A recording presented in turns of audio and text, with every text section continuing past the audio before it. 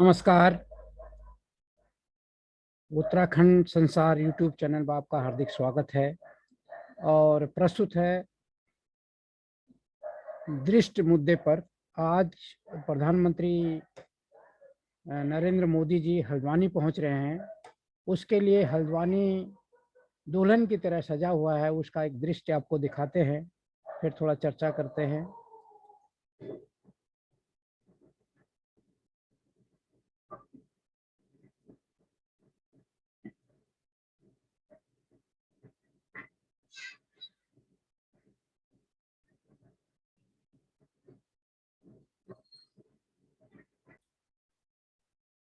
प्रधानमंत्री हल्द्वानी पहुंच रहे हैं। हल्द्वानी दुल्हन की तरह सज चुका है और ऐसी मैंने एक बहुत पहले एक वीडियो जारी की थी, उसमें हमने कहा था, इसीलिए लोग कहते हैं कि अगर चुनाव हर साल होते तो शायद विकास और बेहतर होता है, क्योंकि जब चुनाव आते हैं, नेताओं के दौरे होते हैं, तो कार्यकर्ताओं के तो मजे होते ही होते हैं।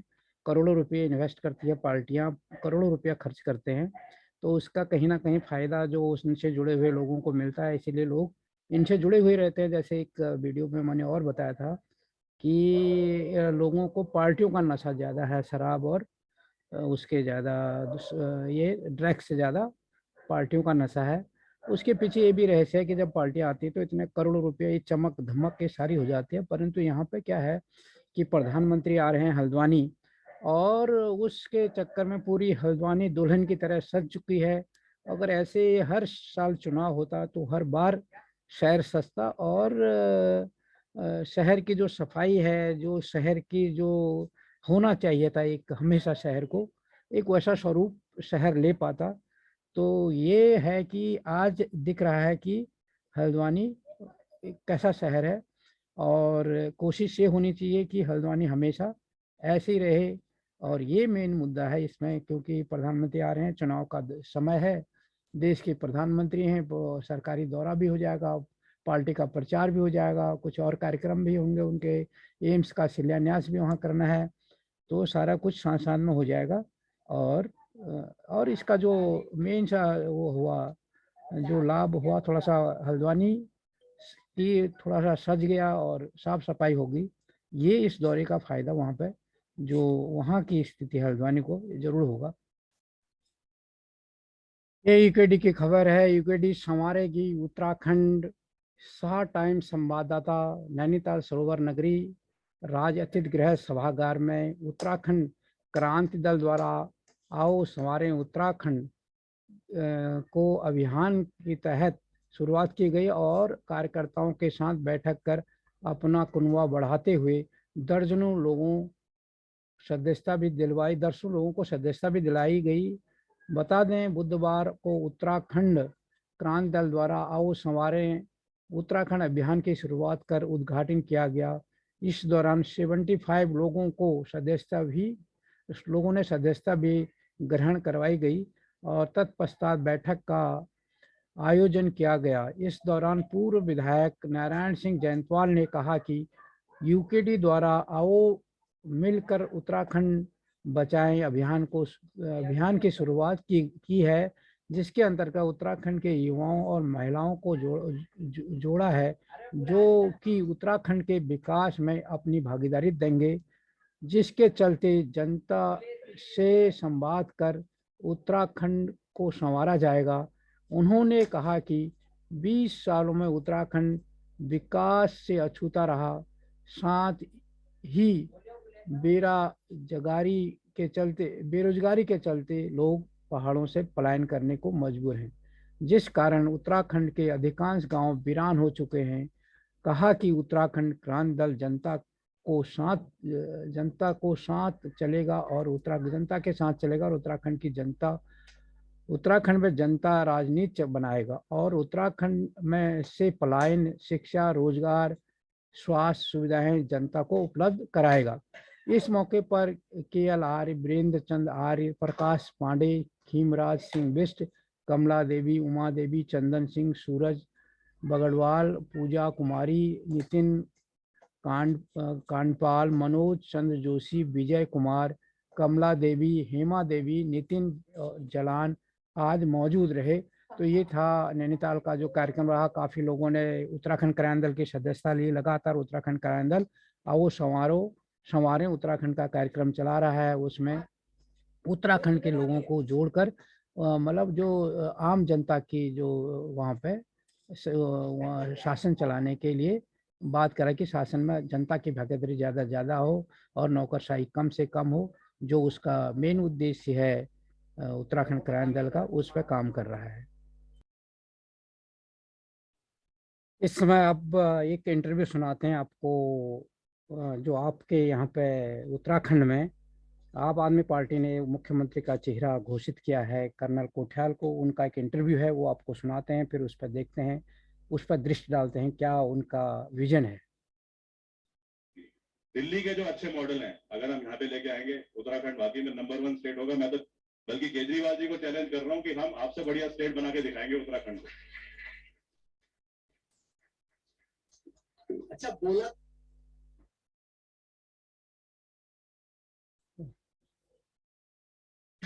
ट्रांसपोर्ट में जब गरिमा मैडम जब ट्रांसपोर्ट में बैठेंगी वहां पे, तो एक तो उनको ना फ्री सीट मिलेगी। फिर उसके बाद में वहां पे एक बॉडीगार्ड खड़ा होगा। उस बॉडीगार्ड को 15,000 रुपए महीना मिलते हैं। पता, रोजगार बढ़ाने के तरीके कोई मुश्किल थोड़ी है। पर उत्तराखंड में तो इतने सारे हैं। छोटा एग्जांपल दूंगा, टिहरी झील है, टिहरी डैम जहां से बिजली पैदा होती है। गंगा नदी का पानी इकट्ठा हुआ है वहां पे। गंगा नदी का पानी जब से गंगोत्री से शुरू होता है और गंगा सागर में मिलता है, कितना भी गंदा हो जाए लेकिन। ये था थोड़ा सा एक बयान जो सामने आया कर्नल कोठियाल जी का, जो इंटरव्यू दे रहे थे। तो वो कह रहे हैं कि हम अगर दिल्ली मॉडल उत्तराखंड में लाते हैं तो हम केजरीवाल को भी चैलेंज करें कि यहाँ से बेहतर बना देंगे। तो ये तो बहुत अच्छी बात है, कल्पना करना तो बहुत अच्छी बात है, परंतु जो एक व्यवहार में है, क्योंकि दिल्ली में क्या है कि बहुत हर आदमी इनडायरेक्ट टैक्स देता है, जो जीएसटी के रूप में जो खरीदारी करता है, जो वो शॉपिंग करता है, कॉमर्शियल जो गतिविधियां हैं, आर्थिक गतिविधियां हैं उत्तराखंड दिल्ली में वो बहुत ज़्यादा हैं। और दिल्ली की जो इनकम है वो उत्तराखंड से 3 गुना से ज़्यादा है। पहली बात ये यहाँ पर समझने की बात है। दूसरी चीज़, उत्तराखंड दिल्ली से 40 गुना से भी ज़्यादा बड़ा है। एक ये चीज़ यहाँ पर समझने की बात है।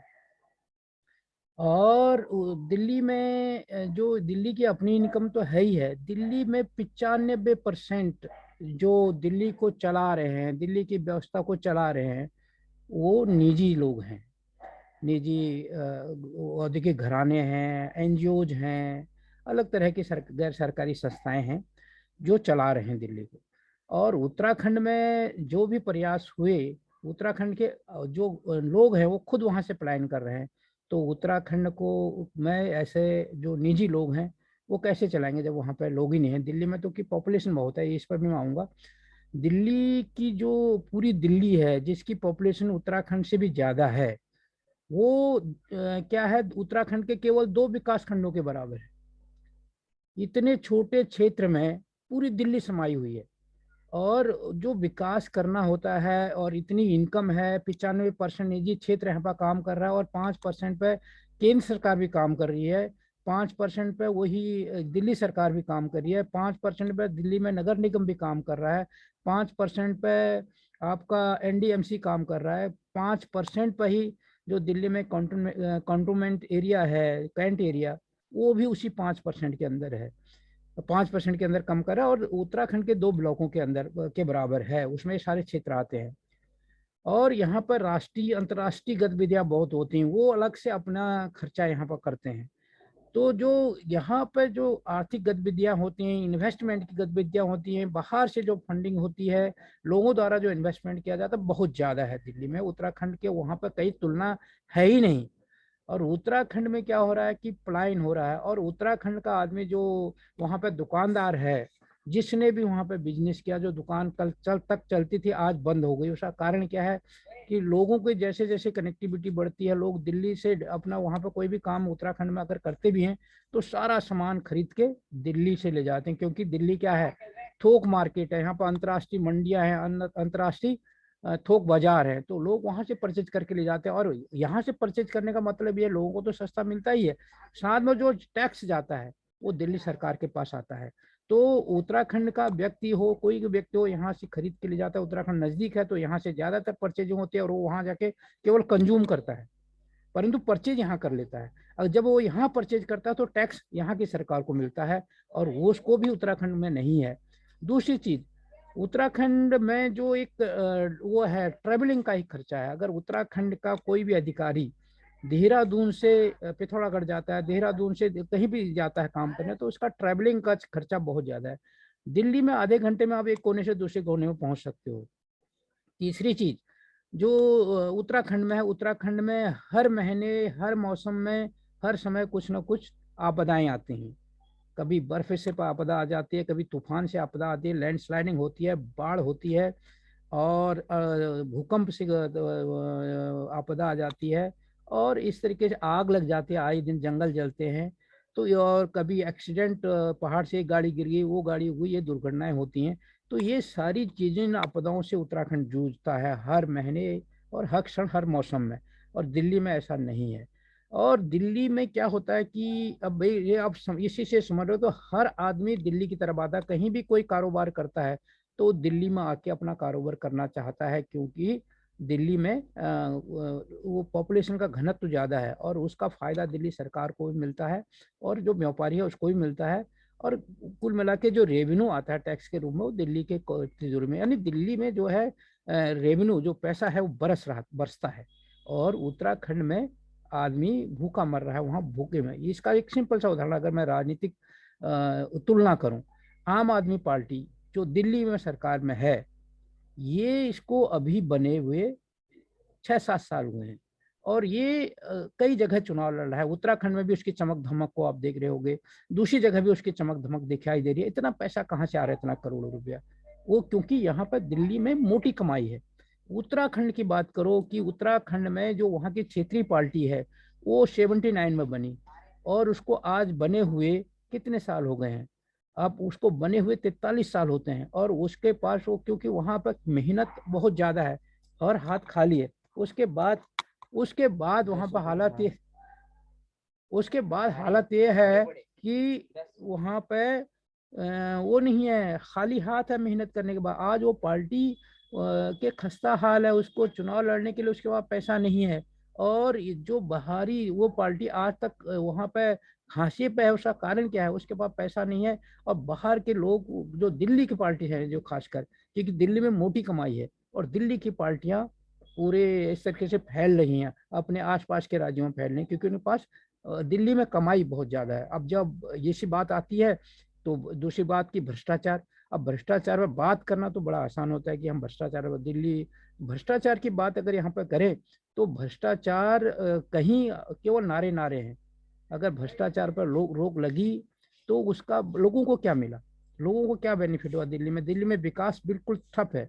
दिल्ली में जो काम अगर आज से 7 साल पहले जो शुरू हुए थे, वो काम अभी तक पूरे नहीं हुए।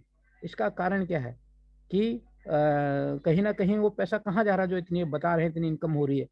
तो वो कहीं ना कहीं भ्रष्टाचार के भेंट चल रहा है। परंतु अब क्या हो गया कि प्रचार प्रसार का तंत्र बहुत ज्यादा हो गया है। छोटा सा एक काम करते हैं, मैं एक वो पढ़ रहा था पोस्ट की अभी राजनीति ऐसी हो गई है, जो मैं दिल्ली की राजनीति करूंगा, दिल्ली के राजनीतिक दलों की बात करूंगा, और वो राजनीति को उन्होंने क्या बना दिया, एक प्रोडक्ट बना दिया, वस्तु बना दी है। अभी राजनीति पहले क्या थी, एक सेवा थी, लोग सेवा करते थे और कोई मतलब नहीं था। अब क्या हो गया कि व्यापारी लोगों ने राजनीति के अंदर प्रवेश कर लिया है, और उन्होंने राजनीति को ही एक क्या बना लिया, वस्तु। और वो वस्तु भी ऐसी वस्तु बना दी है जो क्या होता है, आवश्यक वस्तु अधिनियम के अंदर नहीं है। और उससे वो क्या कर रहे हैं कि जो जैसे क्या होता है, जब वस्तु की डिमांड बढ़ती है, तो आप उससे मन चाहे चाहे पैसा ले सकते हो, कीमत ले सकते हो। तो वही इन्होंने राजनीति में कर दिया कि राजनीति में लोगों को ऐसा बना दो, कमजोर बना दो लोगों को अगर कमजोर बनाओगे, उनकी डिमांड बढ़ेगी, और उससे राजनीति चमकेगी। अभी क्या है कि आप क्यों लोगों को कह रहे हो कि 300 यूनिट फ्री देंगे, या जो भी आप यहाँ पर बात हो रही है कि हम लोगों को बेनिफिट देंगे, हम कर तुम करप्शन रोकोगे तो राज्य का विकास करो, लोगों को रोजगार दो, लोगों को स्थापित करो, सक्षम बनाओ। अब ये होता है कि वहां पे क्यों ऐसा किया जाता है, लोगों को असहाय बना के रखा जाए, लोगों को बैसाखी थमाने की, बैसाखी से चलने के लायक बनाया जाए, ताकि वो हम पर डिपेंड रहे। अब क्या है कि तुम उनको रोजगार तो दोगे नहीं, तो उनको 1,000 रुपया दो, उनको 500 रुपया दो, 5,000 रुपया दो, 5,000 रुपया मिल रहे हैं भाई, सरकार दे रही है तो वो तुमसे जुड़े रहेंगे। सक्षम बना दोगे तो वो सक्षम हो जाएगा, वो तुम्हें चुनौती दे देगा। तो इस तरीके की राजनीति वहाँ पर आगे, जैसे दुकानदार कहता है कि उधार ले लो भाई, कोई दुकानदार क्या कहता है कि ले लो भाई, जितना पैसा नहीं है कोई बात नहीं, मैं दे दूंगा पैसे, वो तुमको उधार दे देता है, और उधार देने के बदला क्या, वो कोई भी रेट लगाएगा, तुम वहां से लाओगे माल।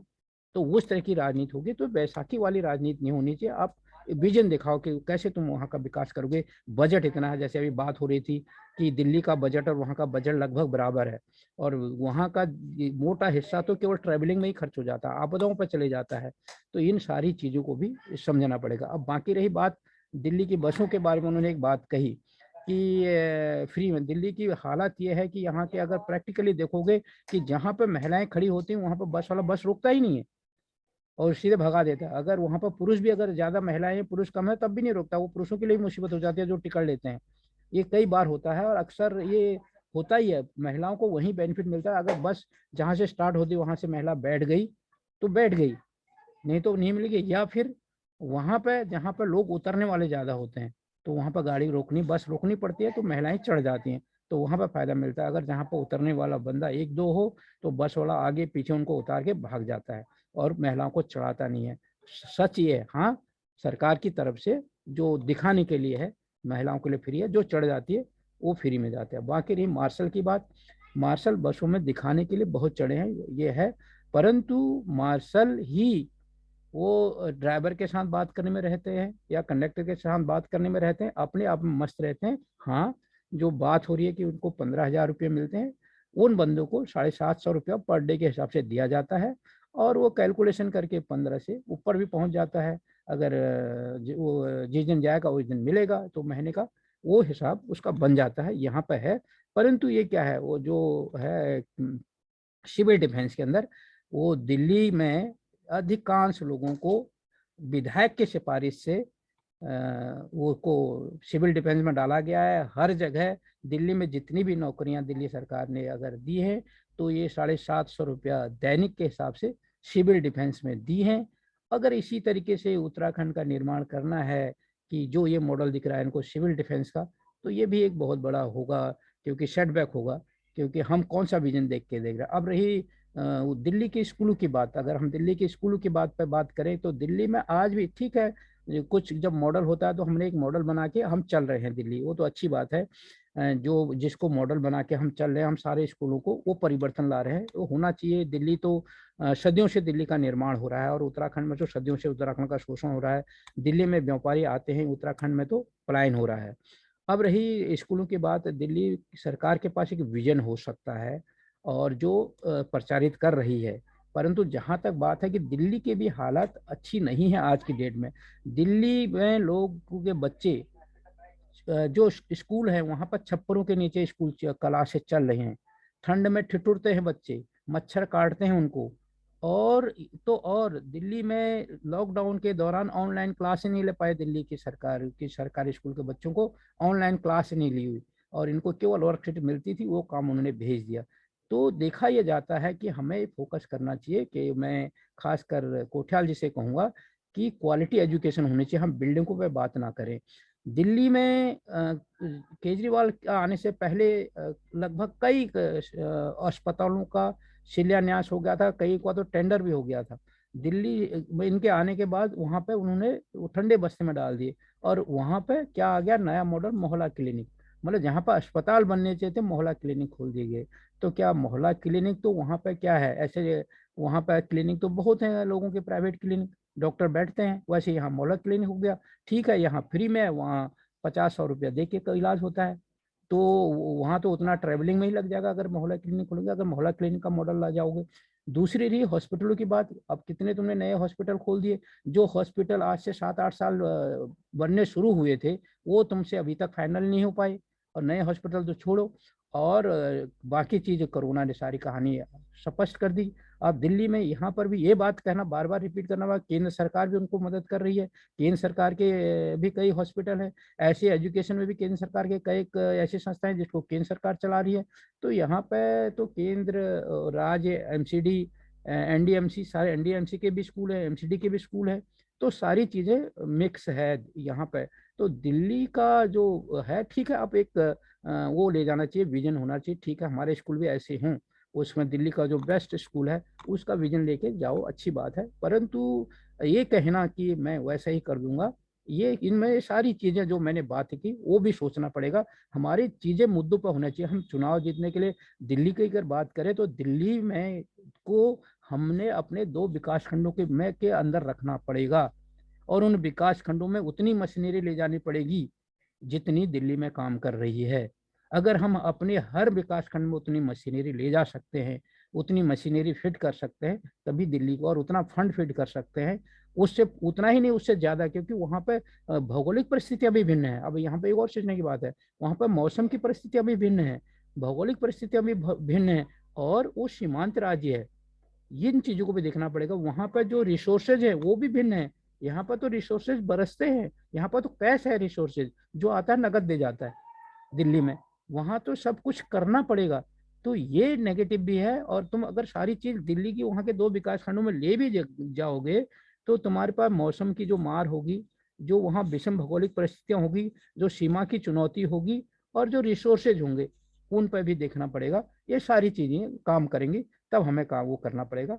और ये चीजें भी हमको जब हम चर्चा करते हैं, जब बात करते हैं, मतदाता को भी सोचना पड़ेगा कि ये सारे विजन दिखाने के पीछे क्या सत्यता है, वाक्य में क्या ये कामयाब है, या फिर ये एक वही है, जुमला है, ये सपना है कि वहाँ का दिखा दिया, एक अच्छा सा दिखा दिया, और फिर जब देखो तो वहाँ पे ये नहीं चढ़ सकता। अगर जैसे दिखा दिया, हमारे वहाँ कहते हैं ना कि वो तुमको हाथी दिखा दिया, भाई इतना बड़ा दे देंगे, देखा कि पहाड़ चढ़ने से पहले ही हाथी वो चढ़ नहीं पाया पहाड़।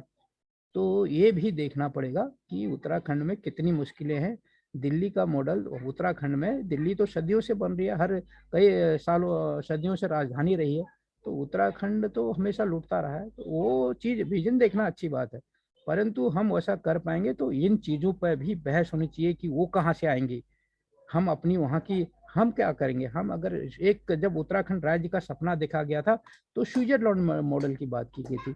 अब सड़कों की बात आ रही है, अभी वो सड़कों पर कह रहे थे हम ऐसी रोड बना देंगे। सड़कों पर जो उत्तराखंड आंदोलन का विजन था कि वहाँ पर केवल ये सोचा गया था कि हम ब्रिज, पुलों के माध्यम से और टनलों के माध्यम से वहाँ परिवहन लाएंगे, जो हाईवेज लाएंगे, जो ट्रेन लाएंगे, जो अंतर्राष्ट्रीय और अंतर्राष्ट्रीय जो परिवहन चलेगा वो केवल टनलों और ब्रिज के माध्यम से आएगा। बाकी जो स्टेट के अंदर गाँवों को जोड़ने के लिए, वहाँ के लोकल शहरों को जोड़ने के लिए वहाँ पर हल्के वाहन चलने की रोडें बनाई जाएंगी। अब तो इन्होंने वहाँ पे सब कुछ, वहाँ के जंगलों को बर्बाद कर दिया, पर्यावरण को बर्बाद कर दिया, और वहाँ के हरित भूमि को बर्बाद कर दिया, कृषि भूमि को बर्बाद कर दिया।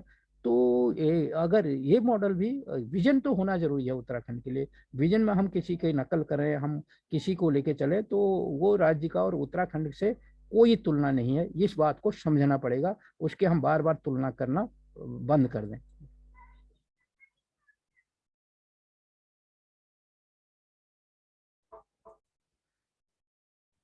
ये था आज का दृष्टि मुद्दों पर। और अगर आपने चैनल सब्सक्राइब नहीं किया है तो सब्सक्राइब कीजिए, बेल का आइकन भी दबाइए, ताकि जैसे ही मैं वीडियो डालूँ उसकी इन्फॉर्मेशन आपको मिले। अगर ये वीडियो आपको अच्छी लगी तो इसको लाइक ज़रूर करें और अपने दोस्तों के साथ शेयर करें। और अगर आप इसमें कुछ अपनी तरफ से कुछ टिप्पणी देना चाहते हैं और कुछ सुझाव लिखना चाहते हैं तो आप कमेंट्स बॉक्स में जाकर सुझाव लिख सकते हैं।